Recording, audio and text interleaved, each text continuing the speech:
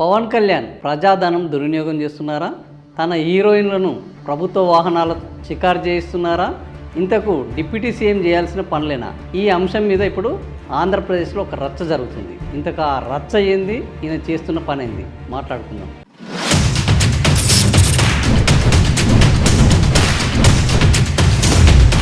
Social post news అప్డేట్స్కు స్వాగతం. ఈరోజు పవన్ కళ్యాణ్ చేస్తున్న పనుల మీద ఏకంగా హైకోర్టులో విచారణ జరుగుతుంది.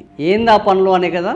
పవన్ కళ్యాణ్ ఇటీవల హరిహర వీరమల్లు సినిమా తీశారు. సినిమా సక్సెస్ కాకపోగా ఇప్పుడు ఆ సినిమా కష్టాలు ఆయనను వెంటాడుతున్నాయి. హరిహర వీరమల్లు సినిమా తీసిన తర్వాత ఆ వీరమల్లు సినిమా హీరోయిన్ ప్రభుత్వ వాహనాల్లో తిరగడం, చక్కర్లు కొట్టడం, షికార్లు చేయడం మొత్తం వైరల్ గా మారింది. అంతేకాకుండా ప్రజాధనాన్ని హరిహర వీరమల్లు పేరుతోటి పవన్ కళ్యాణ్ దుర్వినియోగం చేస్తున్నారని సాక్షాత్తు మాజీ ఐఏఎస్ ఆఫీసర్ విజయ్ కుమార్ హైకోర్టుకు వెళ్ళడం జరిగింది.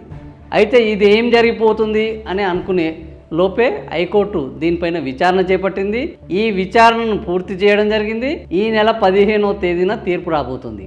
నిజంగానే అంత తప్పేం చేశాడు పవన్ కళ్యాణ్ అంటే, ఈరోజు పవన్ కళ్యాణ్ పొద్దున లేస్తే నేను కమ్యూనిస్టుని, ప్రజాధనం దుర్వినియోగం కాకూడదు, వైఎస్ జగన్ హయాంలో విపరీతంగా ప్రజాధనం దుర్వినియోగమైంది, ఎక్కడ నిబంధనలు పాటించలేదు, ఋషికొండ భవనాల పేరుతోటి విలాసవంతమైన భవనాలను నిర్మించుకున్నారు, గత ప్రభుత్వం వైసీపీ తాబేదారుల కోసం ఈ రాష్ట్రాన్ని పణంగా పెట్టింది అంటూ పెద్ద పెద్ద మాటలు మాట్లాడారు. తీరా కట్ చేస్తే సినిమా షూటింగ్ల కోసం తనను డిప్యూటీ సీఎంగా ఎన్నుకుంటే ఆ సమయాన్ని వెచ్చించకుండా సినిమా షూటింగ్ల కోసం సమయాన్ని వెచ్చిస్తూ సినిమాల ప్రమోషన్లను డిప్యూటీ సీఎం హోదాలో సినిమా ప్రమోషన్లను చేస్తూ సినిమా వేదికలకు డిప్యూటీ సీఎం స్థాయిలో వెళ్తూ తన సినిమాలో నటించిన హీరోయిన్లకు డిప్యూటీ సీఎం పర్సనల్ అనే పేరు తొలగించి వాళ్ళను ఆంధ్రప్రదేశ్లో షికారు చేయిస్తూ సినిమాల కోసము రాయితీలను డిప్యూటీ సీఎం హోదాలో వాటికి పొందుతూ అన్ని విధాల డిప్యూటీ సీఎం ర్యాంకులో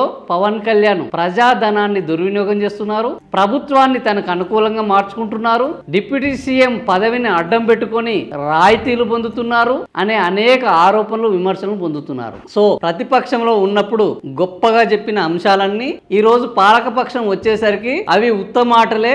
ఆ మాటలు ఇక్కడ మేము అమలు చేయమన్న పద్ధతిలో ఈ రోజు పవన్ కళ్యాణ్ వ్యవహరిస్తున్నారు అన్న విమర్శలు రోజు రోజుకు ఎక్కువ అవుతున్నాయి. అంతేకాకుండా గతంలో కుటుంబ పాలన మీద విమర్శలు చేసిన పవన్ ఈ రోజు అదే పద్ధతిలో తన అన్నను తీసుకొని రావడం జరిగింది, వదినను తీసుకొని రావడం జరిగింది, మిగిలిన కుటుంబ సభ్యులందరినీ ఒక్కొక్కరిగా రాజకీయాల్లోకి తీసుకొని వస్తున్నారు. సో దీని మీద కూడా పవనిజం పట్ల కొంత అసంతృప్తి, ఒక అసహనం వ్యక్తమవుతుంది. మరి పవన్ కళ్యాణ్ ఈ నెల 15వ తేదీన రాబోయే తీర్పు ఏ విధంగా ఉంటుంది? నిజంగానే ఈ విమర్శలకు పవన్ కళ్యాణ్ ఒక సమాధానం చెప్తారా, లేకపోతే ఎవరేమనుకుంటే నాకేంది, నా ఇష్టం, నాకు నచ్చినట్టే నేనే చేస్తాను అనే పద్ధతిలో వ్యవహరిస్తారా? ఎందుకంటే ఇప్పటికే పవన్ కళ్యాణ్ ఒకప్పుడు నేను కమ్యూనిస్టు అన్నాడు, నక్సలైట్లు అన్నాడు, తర్వాత క్యాపిటలిస్ట్ అన్నాడు, ఇప్పుడు రైటిస్టు, కాషాయ ధారణం, అదేవిధంగా సనాతన ధర్మం, రోజుకో మాట పూటకో వేషం అన్న పద్ధతిలో పవన్ కళ్యాణ్ వ్యవహరిస్తున్న తీరు పైన